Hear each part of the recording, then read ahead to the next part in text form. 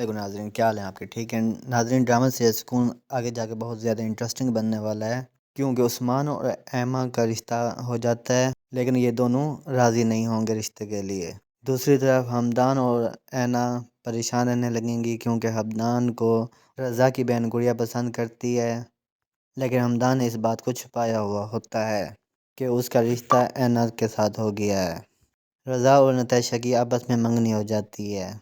آج ہم یہ باتیں ڈسکس کریں گے، لیکن اس سے پہلے آپ سے ریکویسٹ ہے کہ میرے اس چینل کو سبسکرائب کر دیں اور لائک بھی کرنا ہے۔ عثمان کی ماں اپنے بیٹے کے لیے ایما کا رشتہ مانگتی ہے اور کہتی ہے کہ میرے بیٹے سے رشتہ کر دو، کیونکہ اگر کسی اور جگہ کرو گے تو ہزار طرح کے سوالات ہوں گے کہ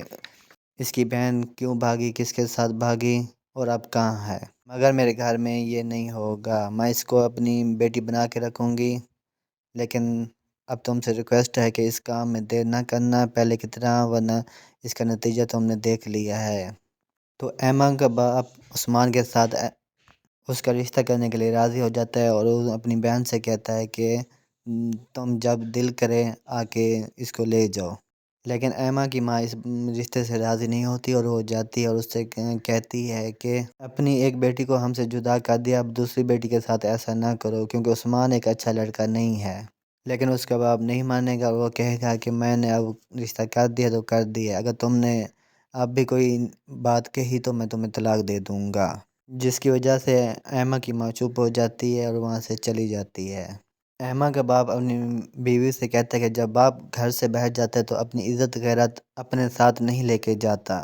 بلکہ گھر میں موجود اپنی بیوی اور بیٹیوں کے قدموں میں رکھ کے جاتا ہے، اور تم سب نے میری عزت کا جنازہ نکال دیا ہے اور میرے زندہ رہنے کے لائق بھی نہیں چھوڑا۔ ایما جب سنتے ہے کہ اس کا رشتہ عثمان کے ساتھ ہو گیا تو وہ بہت زیادہ غصے میں ہوتی ہے اور اپنی ماں سے کہتی ہے کہ باپ فولاد بن کر دنیا والوں کی سختیوں سے اپنی بیٹیوں کو بچاتا ہے، ہمارے باپ کی طرح بے اعتبار نہیں کرتا اور کسی راہ چلتے لڑکے کے ساتھ ان کا رشتہ نہیں کر دیتا۔ لیکن دوسری طرف جب عثمان کو پتہ چلتا ہے کہ اس کا رشتہ ایما کے ساتھ ہو رہا ہے تو وہ بھی اس بات پہ بہت زیادہ غصے ہوتا ہے، کیونکہ اس کے دل میں صرف اینا بستی ہے، اور وہ اپنی ماں سے جا کر کہتا ہے کہ بہتر ہے کہ آپ جا کر خود انکار کر دیں، ورنہ میں پھر جاؤں گا انکار کرنے اور میں کسی کا لحاظ بھی نہیں کروں گا کہ وہ کون ہے آگے۔ عثمان اینا کی تصویر اٹھا کے بیٹھا ہوتا ہے اور اسے آگ لگا دیتا ہے اور بہت زیادہ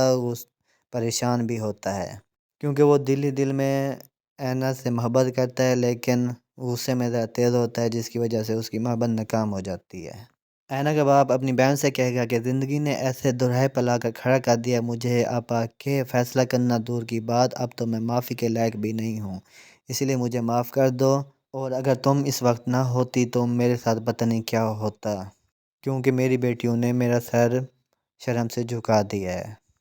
اینا اپنے گھر والوں کے لیے بہت زیادہ پریشان ہوتی ہے، اس کے ساتھ جو کچھ ہوتا ہے اس پہ بھی وہ بہت زیادہ نادام ہوتی ہے، اور وہ خودکشی کرنے کی کوشش کرے گی تو حمدان اسے روک لے گا، اسے کہے گا کہ تم رضا کے لیے اپنا گھر بار چھوڑ کر چلی آئی، کچھ تو اپنا خیال کیا ہوتا، اپنی عزت کا، وقار کا، اب جو کچھ ہو گیا ہے اس کو برداشت کرو، کیونکہ اس کا نتیجہ تم نے بھگت لیا ہے۔ میں تم کو ایک ایسی لڑکی نہیں سمجھتا تھا، کیونکہ رضا ایک خود غرض اور جنونی شخص ہے، اور وہ ہر وہ چیز جو اسے خوشی دیتی ہے یا چاہیے ہوتی ہے وہ اسے ایکسائٹڈ کر دیتی ہے، جب وہ اس کو حاصل کر لیتا ہے تو وہ اس کے لیے بیکار اور ناکارہ چیز بن جاتی ہے،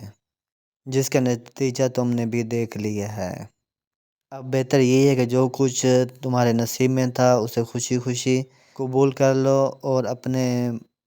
مستقبل کے بارے میں سوچو۔ اگر میری یہ ویڈیو اچھی لگی تو پلیز لائک اور سبسکرائب ضرور کرنا ہے۔